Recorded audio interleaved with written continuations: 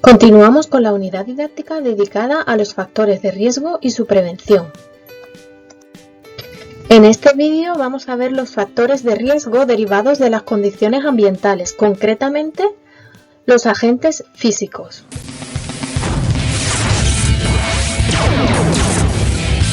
Pues a mí la máquina de rayos X no me molesta nada. A mí no me importa que me vean desnudo. A mí tampoco me importa, ¿eh? No, ya. Y por eso llevas... ¿Qué es eso? Esto, pues una especie de calzoncillos. Pero si la máquina de rayos lo atraviesa todo. Sí, todo menos el plomo, amigo. ¿Llevas unos gallumbos de plomo para que no te vean la picha? No, caballerete. Llevo esto porque la radiación te puede dejar estéril. Y mi madre se merece un nieto, por lo menos. Suerte.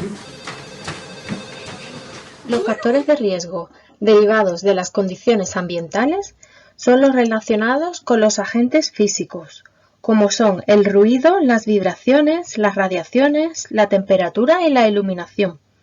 Con los agentes químicos, con sustancias y cualquier tipo de preparado químico, y con los agentes biológicos como virus, bacterias, protozoos, hongos. En su mayoría, estos factores de riesgo van a producir enfermedades profesionales. Comenzamos con los riesgos físicos. Los riesgos físicos pueden estar presentes en los lugares de trabajo y según la energía que los genere se pueden clasificar en energía mecánica, térmica y electromagnética. De la energía mecánica, concretamente, vamos a hablar de los factores de riesgo físicos como son el ruido y las vibraciones. A la energía térmica pertenece la temperatura y a la electromagnética la iluminación y las radiaciones. El ruido es uno de los riesgos más extendidos en el ambiente laboral y se produce por el empleo de máquinas, herramientas o vehículos. Los principales efectos del ruido son la reducción de la capacidad auditiva del individuo, es decir, la sordera o la hipoacusia laboral, alteración de los sistemas respiratorio y cardiovascular y aparición de trastornos digestivos y del sueño. Generación de respuestas psicológicas negativas como pueden ser la agresividad, la irritabilidad y un incremento del riesgo de accidentes laborales, ya que puede disminuir el grado de atención y el tiempo de reacción con el consiguiente aumento de los errores. Las medidas de prevención van a actuar en el foco, en el medio y en el receptor. Primeramente se actúa sobre el foco del riesgo, es decir, en este caso sobre la máquina, la herramienta o el vehículo que provoca ese ruido. Seguidamente se actúa sobre el medio, es decir, sobre lo que rodea, en este caso a esas herramientas, máquinas o vehículos que producen el riesgo. Y por último, si con las medidas anteriores no basta, actuaremos sobre el propio trabajador que sufre el ruido. Las medidas en el foco pueden ser encerramientos, es decir, encerrar aquella parte, por ejemplo, de la máquina que produce el ruido.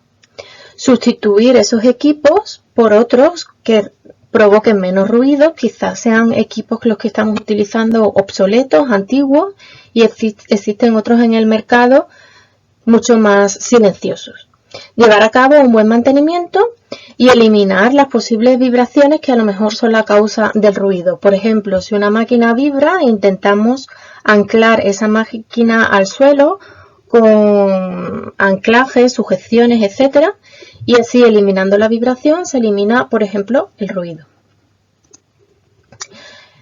Las medidas de prevención en el medio van a ser, por ejemplo, colocar paneles absorbentes o insonorizantes alrededor de la máquina que provoca el ruido o de la herramienta. Intentar alejar los focos de ruido, esa máquina que produce ruido, de la zona de trabajo de nuestros empleados. O utilizar cabinas para las máquinas, es decir, introducir la máquina en una cabina insonorizante.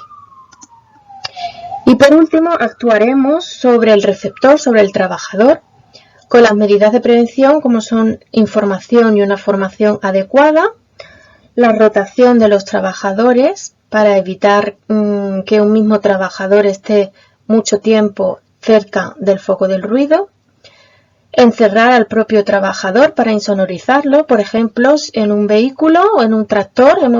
Nos habréis visto en muchas ocasiones cómo el conductor está dentro de una cabina insonorizada. Utilizar los equipos de protección individual, como son, por ejemplo, cascos, tapones, orejeras, y llevar a cabo una buena vigilancia de la salud de estos trabajadores que sufren ruido, mediante reconocimientos médicos periódicos que van desde cada año, cada 3 años o incluso cada 5 años. El riesgo para la salud del trabajador depende de la intensidad, del tiempo de exposición del trabajador al ruido, es decir, cuanto mayor tiempo esté expuesto, más riesgo, y cuanto más intenso el nivel de ruido, más riesgo. Además, el Real Decreto 286/2006 regula la exposición de los trabajadores al ruido y establece los valores límites de exposición a los que pueden estar expuestos los trabajadores. Entre 80 decibelios de media y 135 decibelios de pico máximo hay que tomar medidas preventivas. Por debajo de estos límites no es necesario tomar medidas. Pero cuando el trabajador está sometido a más de 87 decibelios de media o 140 decibelios de pico máximo, está totalmente prohibido trabajar. Pasamos a las vibraciones. Los trabajadores pueden estar sometidos a riesgos de vibraciones o bien en el cuerpo entero o bien solo en manos y brazos. En el cuerpo entero son aquellas vibraciones producidas, por ejemplo, por vehículos especiales, como niveladoras, apisonadoras, tractores agrícolas, motocultores o, por ejemplo, también por camiones y carretillas elevadoras. Mientras que las vibraciones producidas en manos y brazos suelen ser por el manejo de martillos neumáticos, taladros eléctricos, rozadora de pared, radial lijadora, compactadora. Los daños provocados por las vibraciones en el cuerpo entero son lumbalgias, hernias, pinzamientos discales, lesiones en la columna vertebral, dolores abdominales, mareos, falta de sueño, mientras que los efectos de las vibraciones en manos y brazos son trastornos en su mayoría musculoesqueléticos. El síndrome de Raynaud es bastante frecuente o también conocido como el síndrome del dedo blanco. Este síndrome provoca que la piel de la zona afectada se vuelva blanca y aparezca entumecimiento debido a la falta de riego sanguíneo. En los casos más extremos incluso puede ser necesaria la amputación. Y también puede provocar las vibraciones en manos y brazos problemas en general cardiovasculares, articulares y nerviosos. Las medidas de prevención que vamos a adoptar también se dividen en medidas que actúan en el foco, en el medio y en el receptor. En el foco vamos a intentar elegir aquellos equipos que sean menos vibrantes, se hará uso de suspensiones y en la medida posible de la automatización y del mando a distancia.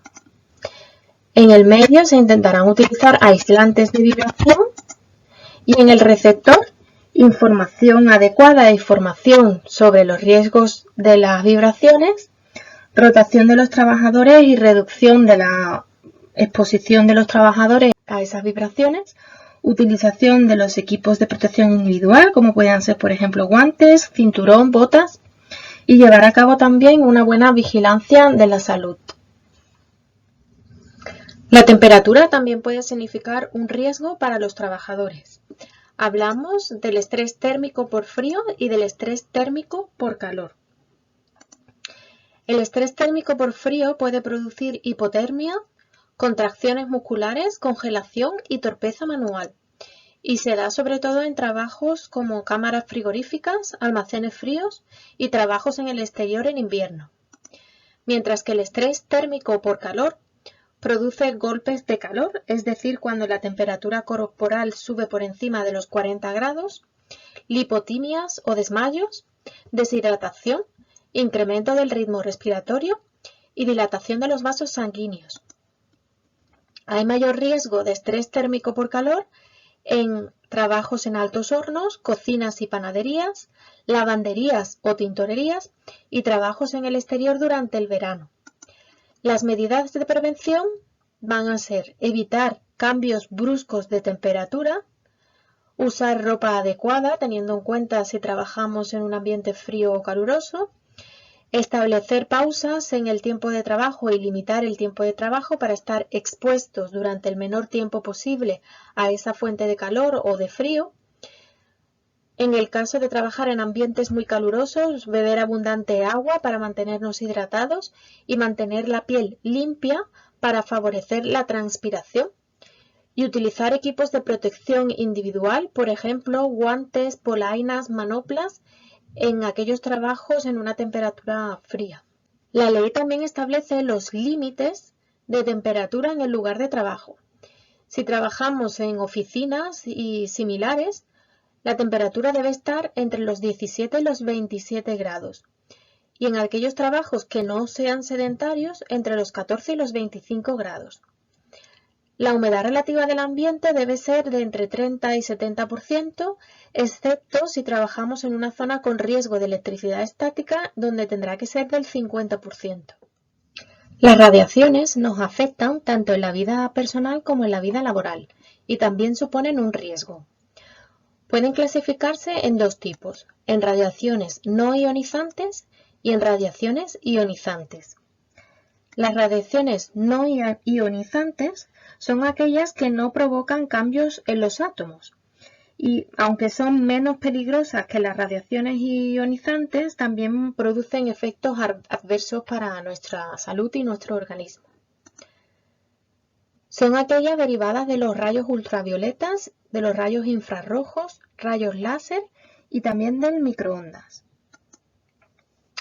Las radiaciones ionizantes, en cambio, sí que provocan cambios en los átomos y efectos de gravedad para nuestro cuerpo, incluso alteraciones en el material genético en nuestro ADN. Son las producidas por los rayos X, los rayos gamma, los rayos alfa y los rayos beta. Y las encontramos sobre todo en las centrales nucleares, en el radiodiagnóstico, detectores de metales, radioterapia, medicina nuclear, detección de defectos en soldaduras o en grietas de estructuras y edificios. Los efectos de las radiaciones no ionizantes sobre todo son efectos en la piel y en los ojos, como por ejemplo conjuntivitis, quemaduras, eritemas e incluso también el cáncer. Los efectos de las radiaciones ionizantes pueden ser mucho más severos. Van desde los vómitos a síntomas intestinales, caída de cabello, e incluso a la leucemia, a otros tipos de cáncer, alteraciones del sistema reproductivo o alteraciones del feto. Las medidas preventivas van a ser comunes para ambos tipos de radiaciones. Generalmente suelen ser el encerramiento o la utilización de pantallas para evitar que esos rayos lleguen a los trabajadores o usuarios, la limitación de las dosis, sobre todo en menores y en embarazadas, como siempre la formación y la adecuada información de los trabajadores, una señalización de las zonas con peligro de radiación, delimitación del acceso a las zonas solo a personal autorizado, un adecuado y correcta realización de la vigilancia de la salud, de los reconocimientos médicos de los trabajadores y utilización de equipos de protección individual como son gafas, pantallas y ropas protectoras. La señalización de las radiaciones no ionizantes sería esta que tenéis aquí y la de las radiaciones ionizantes es una aspa. ¡Homero, despierta!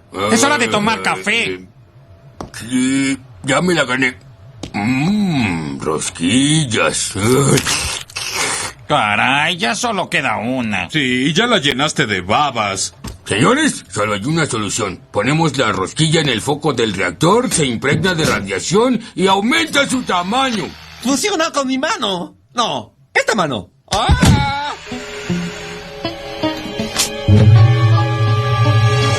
Diez minutos después. Descubrimos el problema, señor. Un idiota arrojó esto al foco del reactor. ¡Lo logré! El último de los riesgos físicos que vamos a ver es el de la iluminación. El nivel de iluminación se mide con el lux, que es la unidad de medida, y el aparato para su medición se llama luxómetro. Una inadecuada o deficiente iluminación puede provocar daños en el trabajador, como por ejemplo la pérdida de la agudeza audiovisual, fatiga visual, dolores de cabeza, cansancio, irritabilidad y también la posibilidad de un aumento de los accidentes. La legislación también nos indica la iluminación mínima en las zonas de trabajo. Aquí tenemos el cuadro que nos indica el nivel de iluminación para cada tipo de trabajo. Para tareas con exigencias visuales muy altas, como por ejemplo joyería, confección o electrónica, el nivel de iluminación mínimo deben de ser 1000 lux. Tareas con exigencias visuales altas, como por ejemplo oficinas, aulas, talleres mecánicos, 500. Tareas con exigencias visuales moderadas, como por ejemplo almacenes, estampación, 200. Para tareas con exigencias visuales bajas, por ejemplo en garajes o en depósitos, 100 lux. Áreas o locales de uso habitual, también 100. Áreas o locales de uso ocasional, 50. Vías de circulación de uso habitual, como por ejemplo pasillos y entradas, 50. Y vías de circulación de uso ocasional, 25. Las medidas preventivas van a ser dar preferencia a la utilización de luz natural siempre que sea posible y si no es suficiente acompañar con luz artificial. Evitar los deslumbramientos. Cumplir con estos requisitos mínimos exigidos por la ley. Dependiendo de la actividad usaremos una luz general, una luz localizada en el lugar preciso de trabajo o una combinación de ambas. Será necesario instalar un alumbrado de emergencia en el caso de que el hecho de que se vaya la luz suponga un riesgo para los trabajadores.